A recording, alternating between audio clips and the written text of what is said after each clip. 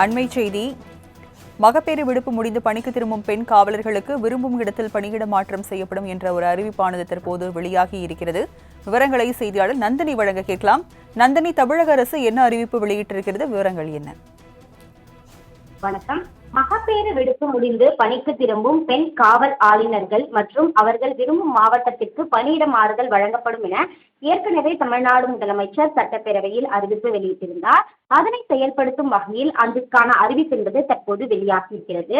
மொத்தமாக 209 பெண் காவல் ஆளுநர்கள் தங்களது பேறுகால விடுப்பிற்கு பிறகு குழந்தைகளை கவனித்துக் கொள்ள ஏதுவாக மற்ற மாநகரம் மாவட்டத்திற்கு பணியிட மாறுதல் கேட்டு விண்ணப்பித்திருந்ததாகவும், அதன்படி ஜூன் 3ஆம் தேதி வரை பணியிட மாறுதல் கோரி விண்ணப்பித்திருந்த 209 பெண் காவல் ஆளுநர்களுக்கும் அவர்கள் விரும்பிய மாநகரம் மாவட்டத்திற்கு பணியிட மாறுதல் வழங்கப்பட்டுள்ளதாகவும் தமிழ்நாடு முதலமைச்சர் தெரிவித்திருக்கிறார்.